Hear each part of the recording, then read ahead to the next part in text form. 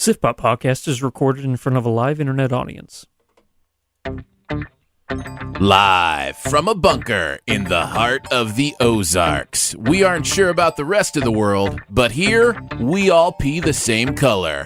It's Siftpop. It's not true.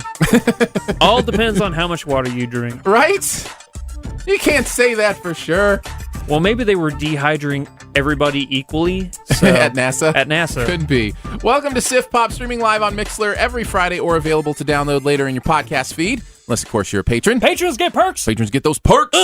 I'm Aaron Dicer from YourMovieFriend.com, joined by Andrew Ormsby from Flick Freaks. Ahoy! Usually we'll have a guest guru on as well. Today, we're doing the duo. Woo! Just the two of us today, We got talking about this. movies, television, and whatever else from the pop culture universe is on our minds. We're going to talk some good stuff today. Yes. Hidden indeed. Figures, which is a movie getting a lot of buzz. Going to chat a little bit about that.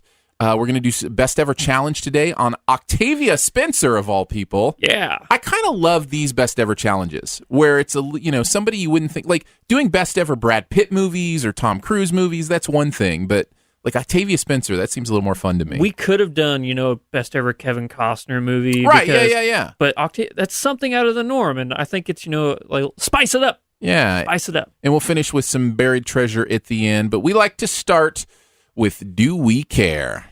Do we care? Every single week we have 3 topics that we choose from the entertainment media, and we decide if we care about them or not. First one up, Tilikum, the killer whale orca who was featured in the documentary Blackfish, who is famous worldwide for killing trainers at SeaWorld, has passed away about 2 hours ago at this point. I care. I do as well. I think it's really sad. Have you seen Blackfish? One of my favorite documentaries ever. It's Okay. actually my number 2 documentary. Wow. Yeah. I get that. I totally get that. And now I'm trying to think of what my number 2 documentary of all time is. I know my number 1, I'm curious. King of Kong. King of Is my number 1 the documentary video of all time. game one. Yeah. Love that documentary. Very good. And I may have let's not get off track. Sure. That documentary is very powerful. I totally get why it would be one of your favorite. It's about something that a lot of people didn't realize about orcas. Or SeaWorld. Or SeaWorld in general. It has been accused of being one-sided. And so there's a lot of debate about that stuff, but I don't think you can debate that this is not how these animals were intended to live in these places. Yeah. You know what I mean? In Like these tiny little you can no debate light. like being humane. Like you can debate some of that stuff, and I don't know necessarily where the truth lies exactly, but after watching this documentary, you definitely get an understanding of this isn't a good situation and it needs to stop. Yeah. I think. No, I totally get it, and it's truly heartbreaking. The whale was 36, I believe, 36 years old. Not for sure how long orcas live for. I can look that up. Okay. But yeah, the documentary, if you haven't seen it, yes, it has been accused, as Aaron said, of being one-sided, but for me personally, that does not take away from how absolutely fascinating it is to watch. A male is expected to live 17 years Wow. in captivity. So, and a female 30 years. Okay, because Tilikum was a female, so Okay. yeah. That's right. That's right. Super sad to hear this. Yeah. But it's rough. And they're done with orca shows, right? Once they retire their orcas from their yeah, current they're not show. getting any more. Yeah. I So. think that's right. And I'm glad. I am as well. There's a really interesting balance it takes to understand why certain animals should be in captivity. When is it okay for, like, say for instance a zoo to have animals to display, those kind of things. And I love Disney's Animal Kingdom when they talk about, we take in animals that need to be here, and our hope is to be able to, release them and those kind of things. So That's actually what a lot of zoos, because one of my favorite pastimes of all time, one of my favorite things in the world to do is to go to zoos. I love zoos. A lot of zoos today are transferring from exhibition to rehabilitation. Yeah, for animals. from being exploitative to be, rehabilitating. Yeah, exactly, and which is great. Yeah, because absolutely. a lot of animals won't make it out in the wild because of injuries or stuff, or deforestation or poaching even, and to have areas where it's safer for them to be, albeit smaller enclosements, but at least they can get better and then be re-released into the wild. Yeah, absolutely. I totally agree. What's next? Number 2, The Magic School Bus. One of my favorite shows growing up is making its return with all new episodes to Netflix. Do we care? I don't, but only because I missed that. Like, that wasn't in my range. Okay. So, and it wasn't in my kids' range. I think my kids missed the end of that. I think the Magic School Bus was finishing out when our kids started to be old enough to kind of watch PBS. It was on PBS, right? It was, yep. But I remember it. It made enough of a splash that I remember it, but I didn't obviously see it growing up, and my kids didn't really watch it either. So yeah, that was the thing. Magic School Bus was always the one that they showed during school. That, Bill Nye, Wishbone, and Magic School Bus. So I was right in that wheelhouse. Yeah. So tell me a little bit about why it like because appealed to you, like what. It was kids excited about learning, and I think that's very unique, especially for the times, because they had a cool, wacky teacher who could do magic, and right, because the concept was the school bus would shrink or do other things, or take them in outer space, and stuff like that. So it could go anywhere and learn about anything. Yeah, she would kidnap and torture children for 20 minutes an episode, and then the parents would forgive her at the end of every episode. Oh my goodness! Like, there was literally an episode where she took the kids to Pluto. And one of the kids was like, "I'm freaking out," and he took his helmet off and he froze. No, that did not happen in this show for children. It happened. One of the children froze. Now, certainly he came back somehow. Like, her magic brought him back. Okay, so, the magic brought him back, but he took his helmet off in space, and he turned into an icicle. And the next scene, a horror film. It's horrifying. And the next scene you see him, he has the sniffles. That's all that happened. Total magic. Oh, that's hilarious. I'm glad we talked about it, if for no other reason, to hear that story. Yeah, exactly. When I was growing up, the big stuff was like Mr. Rogers and Sesame Street. Captain Kangaroo. Captain Kangaroo. Yep. Yes. When my kids were growing up, it was like Backyardigans. Do you remember Backyardigans? Yep. That was like their jam. So that kind of stuff. But I think I got the tail end of Mr. Rogers because he came on right before Bob Ross, I think. Yeah. So, like, could be. I was like, hey, there's the happy neighbor dude. Now the happy neighbor dude. The happy neighbor dude followed right by the happy tree guy. There you go. That's how you look at it. Everything was happy nice. After school. And then I watched The Simpsons.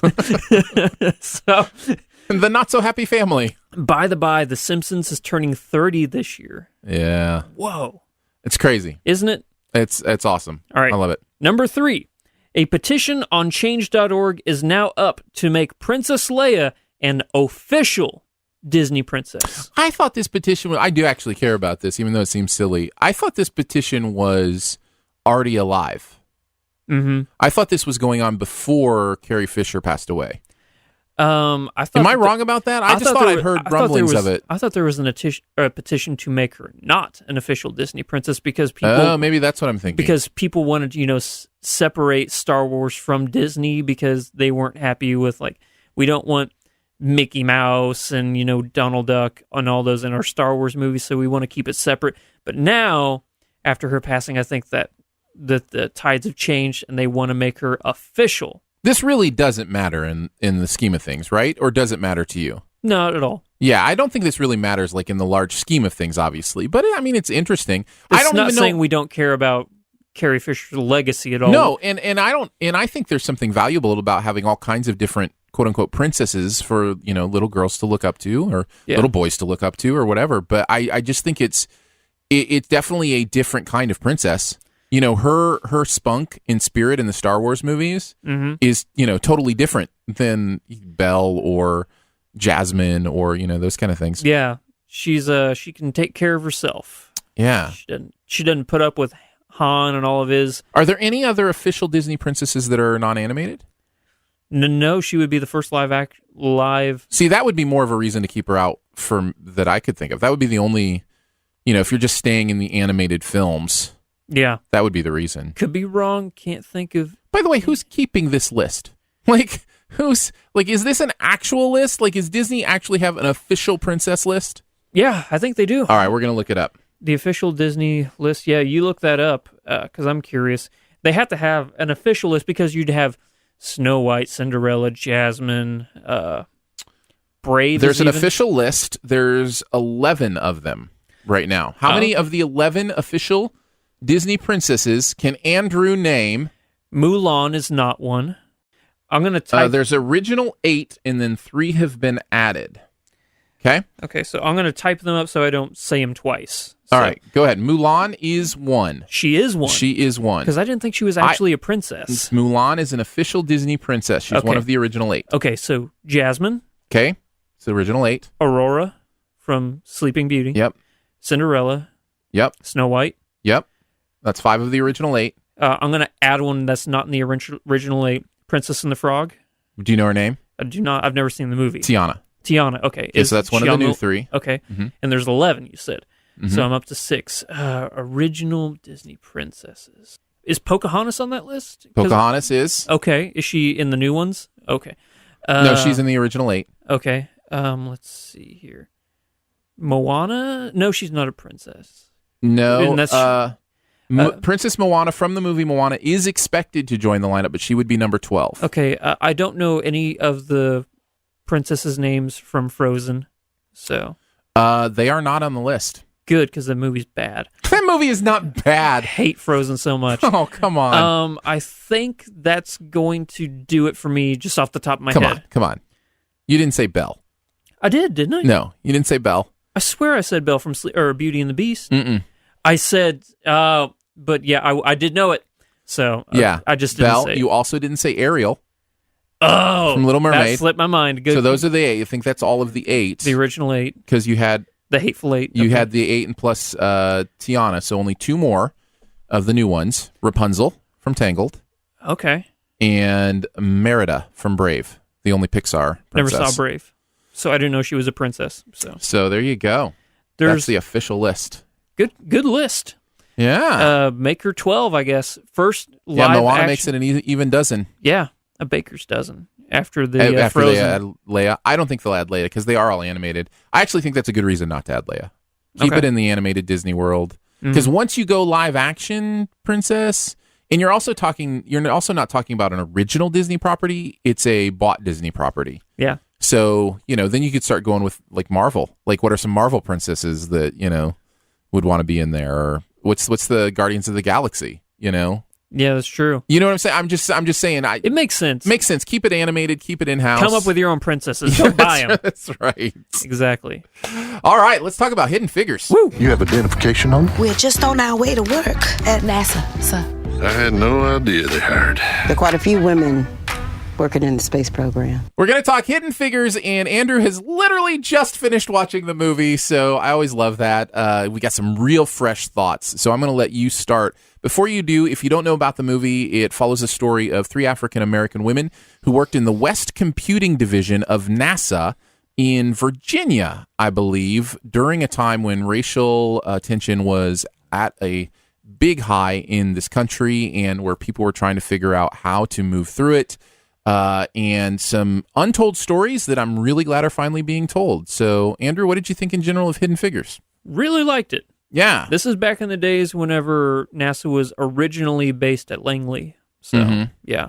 I think I either am going with a very strong like or a slight love. Like it's right on the border there for me. I think this movie is awesome. Yeah. I think it's really well done and really important, So there's sometimes movies are really important, but they don't necessarily hit me in all the right ways. Yeah. And there's sometimes when movies are greatly made, but they're not necessarily important.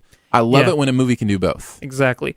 And as you guys know, I am a sucker for true stories and especially untold true stories. Yeah. So this definitely hit like all the right notes for me. And I always go to, Wikipedia or wherever right afterwards to kind of see how the real life, events match up. And I have to say, this is because I thought maybe they did like a conglomeration of people and built them into kind of one person for each of these people. But no, these are 3 real people, and the stories you see about what, they did are all real, true stories. And I love that. All 3 of them, in a sense, were the first in their fields to do specific things. Which is phenomenal. Absolutely. Let's talk about some of the specifics. What did you like about it? And again, you're real fresh from it, so. Man, Taraji P. Henson is great. Right? So good. She is so good. Yeah. No, she kills it in this for sure. Man, her best performance ever. What did you think of Janelle Monáe? That was the third. Mm-hmm. Not Octavia Spencer. So, she was good, but her character wasn't used enough for me to really get emotionally involved with her. Yeah. But whenever she was on screen, she was great. Yeah. I thought she did a real good job. And how do you pronounce the guy's name? Mahershala Ali. Mahershala Ali, yeah, was also in this. He's in everything. Because he's in everything now. Yeah. Good for him. He's good. Yeah. No, he's great in this too, although another small role. It's not like he's in it a ton. But that was actually one of the things I wanted to talk about liking this movie. Mm-hmm. So I'll start there. I think this movie had a really great understanding of what stories were important to tell more of and what stories could have been a little bit less. So when you have 3 different stories that you're trying to learn about and understand, the temptation, I think, is to give them all equal time. Yeah. And this movie didn't do that. You know, for the most of the part, we're with Taraji P. Henson. Yeah, Taraji's character. Yeah. And I think that's right. I think that's the story that we want to follow the most. And then we can learn about those other stories when it's appropriate. And I thought the movie really did a good job of knowing when it was time to go back to one of those other stories for a little bit and then come back to the main story. But that is kind of a double-edged sword because there are times when you're like, well, maybe I want to know a little bit more about this story here. Maybe they didn't give it its due diligence, but you are right that the main story you want to hear here is Catherine Taraji's character. Yeah, Katherine Johnson, I think, was her name. Yeah. And I like how they sprinkle in, because they were there, but they sprinkle in, like, John Glenn and people like that who just recently passed away. And it's a story about Taraji's character, Catherine, getting him up into space and making the math happen. And math genius stories always get me. I'm fascinated by it because it's my worst subject ever. So whenever I see people who are savants at it, like A Beautiful Mind, for example, is another one that comes to mind here.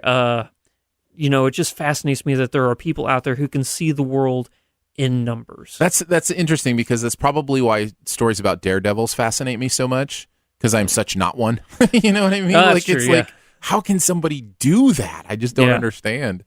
So, I thought they all did a good job. I thought the story was very cohesive, very interesting, also very entertaining. I thought it was funny at points, a lot of good humor in it. Mm-hmm. I think the other thing I wanted to bring to light was the idea that in a movie like this, you're dealing with something so important like racism. It can be very easy to go into some of the tropes of you've seen many of these movies have what's called a white hero complex, where even though they're dealing with racism, there's a white hero involved. Now, some may point to Kevin Costner's character in this as that, but I don't think so. I think it's handled really well. Yeah. And they also might fall into the white villain territory, where it's the white person who is absolutely horrible and completely racist. And I think it's much more powerful to show a world where white people are being subtly racist and they don't really realize it, or some are being more racist and they don't really realize it. I think that's more powerful because it feels more authentic to me than the extremes. Does that make sense? Yeah. Like Brad Pitt in 12 Years a Slave. Yeah, just coming he's the in white to save hero. the day, the white hero. Or you have... Who was it in The Help? Was it Emma Stone in The Help? Who was... I think it was Bryce Dallas Howard. Oh, yeah. Because Emma Stone was the good one, who was the hero, and then Bryce Dallas Howard was the villain. Right, yeah. So it had both, so there's always something that, like, and I get it. Another I understand Octavia that those Spencer movie. Yeah. I get it that those people exist and existed, right? Mm-hmm. Like, I'm not saying that those people didn't exist on either side, for that matter. Just don't put a spotlight on them and say, keep looking at this person here. Right, exactly. And in this movie, I think really did a great job of saying racism was/is real. Yeah. And good people are racist, and they don't even realize it sometimes. Yeah. There's specific scenes in this movie, and maybe I won't touch on them here. Maybe we'll go into them in the spoiler section, in the spoiler podcast. But there are scenes in this movie that really show that what we would consider blatant racism now, that was subtle racism then, if that makes sense. So I really enjoyed that. It's because people didn't realize back then they were being racist because it was just... Well, that's the case, right? Yeah. And I think that's just why we all have to be humble enough to really check ourselves, you know, because you don't always realize that something you think is okay or all right, how it's impacting somebody else. And until you put yourself in their shoes, really, I think you can be stubborn in that way. And I think we all fall into it. Yep. So exactly. That's good. What else did you like about it? So I'm a huge science guy, even though I'm bad at math. Space and NASA is like one of my favorite subjects. So to see a story at the forefront that does science well, they don't make it, also because it's based on a true story, the fact that they treat the subject matter with such respect as to trying to get the science accurate and to see how not only it was a race against, the science, it was the Cold War. Yeah. So I liked how every now and then they threw in like, the Russians threw Laika up into space, and dog is orbiting the planet now. Yeah. And it died. And then they're going to throw a mannequin into space, and then they threw a person into space. So the Russians are beating us I love how you say threw. It's like they're all standing there with just throwing people into space. What a lot of people don't know is that the Russians actually built giant catapults, and they just launched stuff into space that way. That's how they were able to beat us, is because they didn't need math. Manned space flight via trebuchet. Yeah, giant trebuchets with giant skyscrapers we call as it the counterweight. Trebu shuttle. Trebu shuttle, that is brilliant. So I would not want to be a cosmonaut. My brother is a big space nerd too. He loves Really? NASA and stuff, and he grumbles a little bit about how that funding continues to go down, and we're just not excited about things anymore. Although I do sense, I think it's changing. I do think it's changing. I think people are getting excited about getting to Mars. I can kind of sense that. Yeah. About understanding what deeper space travel might look like. But I wondered, because I'm not necessarily like a space nerd. I'm fine just, living here on Earth and cozying up in my bed and watching movies. You can watch movies about space. About people going that's into all space. You need. So I did wonder how it would play to somebody who loves that kind of stuff. So it was great. I listen to like Star Talk, Neil deGrasse Tyson's podcast. I listen to that weekly, and I just try to keep up on everything that's going on in NASA or SpaceX or all those other, final frontier, companies out there. Yeah. But they treated the subject matter with respect, and they did it well. So I love the title of this movie. Hidden Figures is a great title. Double meaning, really cool. Yep. I did think of an alternative title that probably doesn't work perfectly, but I also love. What's that? Space Race. Wow. That was probably one that they pitched. I bet. I'm sure somebody mentioned it. And there was somebody there that was like, nope, nope, this doesn't quite work. Nope, I see what you did there, but nope. I love that. Anything you didn't like about it? So there was a couple performances in this movie that I just didn't buy, because maybe for Jim Parsons, I'll just say that. He's supposed to be the counter to Catherine Taraji's character, as far as like they're butting heads constantly. But seeing him as Sheldon for so long, it was hard. It's hard to separate his character from that. Also, Kirsten Dunst, I think she was on the right track. I think she could have done a little bit better as making her character not disdainable, but just like. But that's here we go again. But that's what we're talking about with not like a, having it just be a clear white villain. She was kind of the white villain character in the same way Costner was kind of the white hero character. But you know what I mean? So, you kind of have to have that tension a little bit. But I'm saying like she could have done a little bit more for me, where I was like, okay, yeah, she's just like almost to the point of unnecessary. Yeah, you're right about that. You could almost cut her out of the movie. Yeah, but yeah, for sure. I'm trying to think. There wasn't much I didn't like about this movie. No, I agree. The only thing I could think of, and I think the last time I mentioned this type of problem was with Saving Mr. Banks. Hated that movie. And the problem, I actually really like that movie, but the problem I had with it and the problem I have with this is very similar. Even though this isn't a Disney movie, by the way, this is 20th Century Fox. Yep. But there's almost a Disney sheen sometimes that you can kind of sense. And I don't mean that it's PG. In fact, I love that it's PG. I think it's great that, it's a family movie and that kind of stuff. But there's this thing that happens where all the edges get sanded off, and it starts to feel a little inauthentic to me because the people don't seem as real as I want them to. It's hard to explain, but I felt the same way in Saving Mr. Banks, where it was just like all the edges seem sanded off, and it makes for a nice frictionless experience. Mm-hmm. But at the same time, there is something about, showing us something our main characters did that we wouldn't agree with, or that, something that made their life, a little more real. And I mean, it touches on some, parenting things maybe a little bit, but you get to the end and it's just, and by the way, this is a very minor point. I really loved this movie. I gave it an A-. But I see what you're saying, though. Do you understand what I'm saying? Yeah, like the FL Diamond characters. Yeah. They're flawless. Yeah. So. Yeah, and there is something about, painting with a little of a broader brush with these characters so that we can get to know them as, real human beings, because there are a lot of great people, but we're all people. We're all humans, and we all have things we're working through and issues we're dealing with. So, yeah. I don't know. Again, a very minor thing. I think the movie overall is great. Yeah. Final thought? Do you want a sequel? One more thing? A sequel? I'd love to know about more of these women. Yeah. I mean, that's a big computing group. Yeah. And I mean, fascinating stuff. So I actually wouldn't, it would be weird for this sequel to come out, but no, I don't think, I would be opposed. Figures too. I'm not, see, here's the thing. I know a lot of people hate sequels and prequels and based off a TV show and no new original ideas. I get it. I love an original idea on film. I really do. But I don't care where it comes from. Let me watch the movie and decide if it was a good experience. You know what I mean? Like, it doesn't matter to me if I can't see why they would do something if they make a great movie. Because a great example would be The Jungle Book. A lot of people, were saying, why do you even make that movie? Why do you have to remake these anime? Because they're doing with a lot of the animated movies.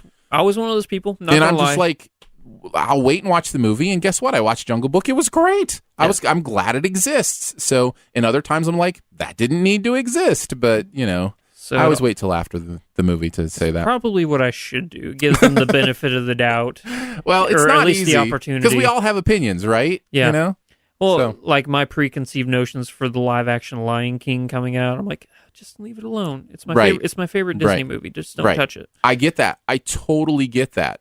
Yeah. But at the same time, it doesn't have to detract, no matter what it is. It doesn't have to detract from the original Lion King. And it makes sense in my mind. Like, I know seeing a live-action version of a movie, and we're getting off topic here, but seeing a live-action version of a movie doesn't make the original property bad. Right. But, the Lion King has been a different version. I mean, it's been on stage for a long time. That's very true. That's very true. So, it's just another different version of telling that same story. So, yeah. I give it the benefit of the doubt. Did you have one more thing? Not really. I like these characters a lot. And my one more thing would probably be Kevin Costner when he's at his Costner-ish. Yeah. Costnerist. It's one of his best performances in a long time. I really like him. Yeah. I really like when Costner's just being Costner. And he has some really good moments in this. He does, yeah. So that would be my one more thing. Yeah. The movie was funnier than I anticipated it being. So, that'd be good my stuff. one last thing. I think that's a recommend. Oh, yeah. From the entire Siftpop team. Woo! See Hidden Figures. My number one movie of the year. I mean, technically, it's a 2016 movie. So. Oh, is it? Yeah. Oh, dang it. No, it's hard. It's so hard because, listen, if I have a screener of it, it's a 2016 movie. This is true. Yeah. so okay. Yeah. But it is just going wide. So it's for most people, it's a 2017 movie. All right. For sure. Let's talk a little bit about Patreon, and specifically the brand new Patreon podcast feed that we're really excited about. You guys check it out. You may listen to this on podcast. You may listen to it live. Either way, if you support the podcast network that Siftpop is a part of, Studio DNA Podcast Network, you will get a podcast feed that is dedicated just for the supporters of the network that not only includes every episode of the shows on the network, but also includes bonus episodes that you don't get to hear necessarily in the main feed. Every show that's done live, we do an exclusive pre-show live, That episode is in there. Sometimes there's bonus episodes. Last week on Siftpop, Danae talked about other awards that she wanted to give. That is only available in that patron bonus feed. That's the only place you can get that episode. So if you're interested in supporting what goes on here and with other podcasts on the network, we'd highly appreciate it. It's only $3 every month to get started. And just go to patreon.com/Studio DNA. Woo. Thank you. I always have to say thank you. Absolutely. Seriously. No, thank it's you. so awesome that people help us out. Like Absolutely. that. They're the best. Speaking of being the best, Yup. I see what you did there. Let's do the best ever challenge. Love this one this week. Octavia Spencer movies. Now, just to clarify, the best ever challenge names the best movies in a certain category. So we're not talking about best Octavia Spencer performances. We're talking about the best movies that are in Octavia Spencer's filmography. Crucial difference. Yes. So we're going to do something a little bit new on the best ever challenge. We're still going to count down from number 3 to number 1, but we're also going to allow each other to play what I'm calling right now a trump card. Yeah. So if at any point, despite the implications about our future president, at any point, if I mention a movie that Andrew's got higher on his list, he can just say trump card, and we'll wait to talk about it until it's his turn to talk about it. And likewise the other way. Then we'll both talk about it then. So that's the way we've decided to do it. We'll start with number 3. Andrew, what is your number 3 Octavia Spencer movie? This one, Hidden Figures. Good. Yeah. I usually don't actually include the one that just came out in my choices. And I think it would still be honorable mention on mine. Okay. So yeah. But that's wow after just seeing it. Yeah. In your top 3. Exactly. I should say, if you look up Octavia Spencer's filmography, 122 films she's been credited in a with. lot of movies. Yeah. So there's a lot of choices here. My number 3 is Snowpiercer. Trump card. All right. Continue on. Your number 2. Snowpiercer. Let's talk about it. Yeah. All right. I'll let you start. Snowpiercer is one of those movies that I think is underseen. It stars Chris Evans in this, train that is keeping people alive on Earth because the Earth has gotten, I think, too cold. And but this train just keeps on moving. So apparently the entirety of the planet is in this one train, and the caste system of this train, the society system, is from the back of the train to the front, like as far as poor to rich. Yeah. And so it's kind of about struggling to get out of your situation, but move up the train. But in a really crazy and mind-blowing world. Tilda Swinton gives an amazing performance in it. It's good stuff. I forget the thieves' names, but I think the Korean gentleman and his daughter, they're the best part of that movie. This movie, and you may know them from his other movies too. Yeah, he was in The Good, the Bad, and the Weird. Wasn't he in? I just forgot the name of the movie. I think it's called The Host. Yes, he's in The Host. Yeah, same guy who directed The Host did Snowpiercer. Yeah, that's what I'm saying. Yeah. Yeah. Host is such an underrated sci-fi film. Yeah, I love so good. I love Host. Yeah. Whenever people say that, there's no longer any original ideas coming out of Hollywood, not paying attention. Point to Snowpiercer and say original. Yeah. This movie Drop is the mic. This movie is crazy weird. Yeah. But also crazy good. Yeah, absolutely. Number 2 for you? My number 2 is Zootopia. That was one of my honorable mentions. I really love this movie. It came out early in a year, last year, where there were so many great animated films that I think it gets forgotten a little bit. But we talk about with this movie. Why is the name slipping? Hidden Figures. Oh, okay. We talk about with Hidden Figures being both a great movie and an important movie. I feel the same way about Zootopia. It is a great movie. It is also a very important movie. In fact, about the same topic, race relations. Social implications in this are rampant. Yeah, and I think that's really valuable and very well done. So Zootopia was my number 2. Nice. Moving on to number 1. Number 1? The Help. Yeah, I had it in my honorable mentions. Okay. I'm curious as to what your number 1 is. Probably in my honorable mentions. I think yours is probably Bad Santa. Is your number 1? No, The Help. Man, it just really got me, and there were parts of that movie that I did not see coming. Obviously, the pie scene, but I think that everybody was on their A game. Viola Davis Octavia Spencer, Emma Stone, the cast Yeah, in it's this great. movie, It's great. everybody was firing on all cylinders. Great story. And it's not... The difference between The Help and Hidden Figures is because The Help is not a story that's groundbreaking or world-changing, but at the same time is still really important. Yeah. I think it gets some criticism that is correct about the white hero stuff and that kind of stuff. But I still think it's a great film and an important one to watch. Yeah. And great performances for sure. Nice. Including Octavia Spencer. Number one for you. My number one is Fruitvale Station. Gosh, I've been wanting to see this You movie for should. so long You because should see it. it's the same guy who did what's his name? Creed, right? Yeah. Yep. So Michael, And same actor. Michael B. Jordan is Yeah. in it as well. Yeah. I've been wanting to see this movie for so long. It is his best performance. Really? He is phenomenal in Fruitvale Station. Octavia Spencer is phenomenal in Fruitvale Station as well. But and it's a movie that keeps getting more and more relevant.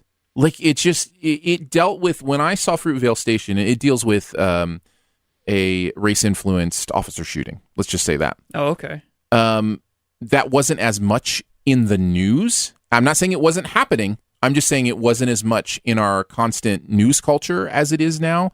And it just becomes more and more, with Black Lives Matter and different things that, continue to build. It just becomes more and more relevant. I think Fruitvale Station's a great one to watch. Nice.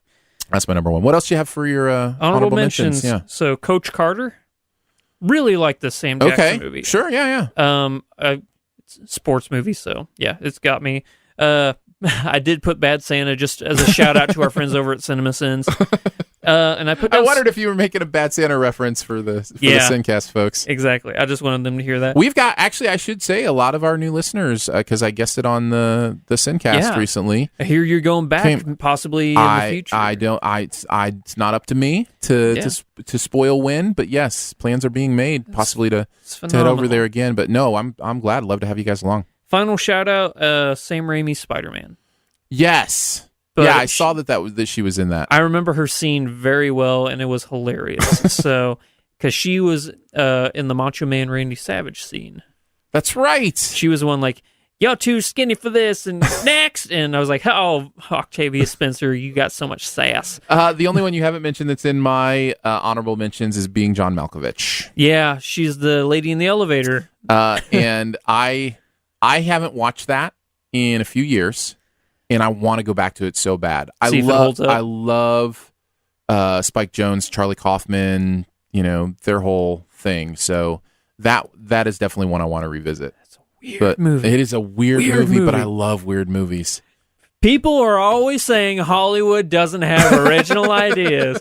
Point to Snowpiercer and Being John Malkovich. And then drop the mic. All right, moving on. We're going to finish off, of course, with our buried treasure. I'll go ahead and go first. Please do. In honor of our host emeritus, Danae Hughes. I'm doing an app today. It's 1 second a day. Have you heard of this? Mm-mm. So basically, it's an app where it just makes it very easy for every day. It'll remind you. And you just take a little bit of video of what you're doing, and it can be a video you've already shot for the day or a picture you've already taken for the day. Mm-hmm. And then you just pick the 1 second of that video to go in, and at the end of the year, it compiles a full video with 1 second from every day of your year with the date on it, and just kind of goes through it. And that's cool. So it's just kind of an automatic way to make a really cool year retrospective. So I started it on January 1st. And I've just been taking a second of my day. In fact, Andrew, you're going to be in the 1 second from today. So when we're done here, I'll do the 1 second for today. I would so forget to do that. I'm bad at taking pictures. Yeah, so. it's nice because it just kind of gives me a reminder, and then I'm like, oh yeah, I need to do that today, and then I'll just look for something silly or interesting or fun. And if I know something interesting is happening later in the day, obviously I can wait and do it then. But yeah, I haven't necessarily been enjoying it yet. But I'm excited to see what the end product looks like. I think it's the final product. Right. Yeah, exactly. You'll look back and you're like, wow, that was worth it. So I wanted to make sure I did it now as opposed to in May. Because now you can still get most of your year if you wanted to try it out. Or, you can just do it for the month. Do it for the month of February or the month of March or, do it for whatever you want to. Okay.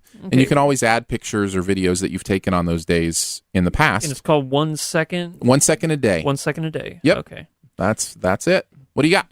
Mine is, I've been a huge fan of, like I said earlier in the show, I'm a huge science guy. I love science. So Mythbusters was one of my favorite shows ever.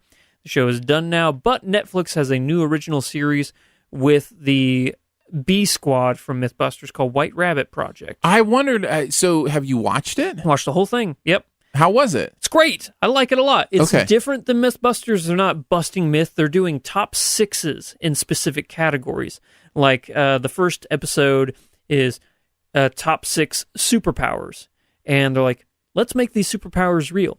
Let's try to have the power of flight or to wield lightning or to freeze somebody.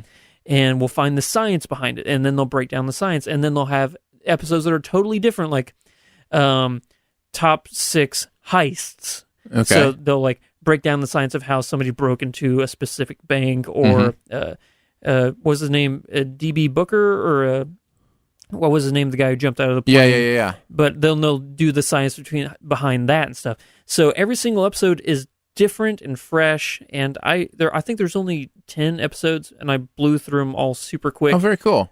I just need more. It was so much fun. And it has Grant Imahara, Tori Belleci, and Carrie Byron. Love those guys. They were so much fun. And I really like it. Did they have to be true heists?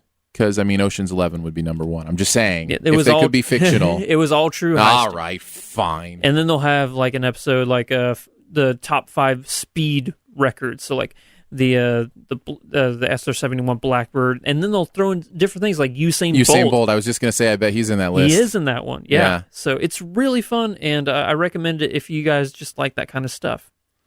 Very cool. Yep. Well, there it is. We did it. Mr. Andrew, it happened again. A podcast was made. It's amazing. And let it be known that on that day, the podcast was done. Thanks so much for joining us today for Siftpop. It is part of the Studio DNA Podcast Network. If you want to know more about other live and later shows on the network, you can follow the feed at mixlr.com/StudioDNA. That's mixlr.com/StudioDNA. That's also where you would listen live at that link. Huge thanks to Andrew for joining us again. Anything you want to plug, Andrew? Am I working on anything right now? We got a couple things over in the wheelhouse over at Flick Freaks. Head over to youtube.com/Flick Freaks. New videos posted every single day, new Let's Plays. At the end of this month, we're going to be doing a Let's Play series for Resident Evil 7, the new game coming out. Nice. A fun video that a lot of people might enjoy is a video I made. I have a phobia of sharks, and I went over to Sean from Geek.0, and he put me in a shark attack simulator in a VR experience, and I was terrified, screaming and crying, and he got it all on video, so you can go watch me freak out. Nice. You can also check out my stuff at youtube.com/yourmoviefriend. If you want to check that out, I do reviews of a lot of the movies that come out. I pick out 5 things that you might want to know about the movie and talk about them in review style. So check that out as well. Also, huge thanks to our Patreon supporters for giving monthly to make this show and others on the network possible. Support starts at $3 a month, comes with some pretty fun perks. You can find out more at patreon.com/StudioDNA. Also, please rate and comment at your podcast player of preference, especially if you're listening in iTunes. Apple uses that information to promote the show, so we'd love for you to do that. Huge boost for us, and thank you for doing it. Anything else that you want to communicate with us about, anything you want to say, any ideas for the show, just feel free to email us at feedback@siftpop.com. And we're out! Boom shakalaka.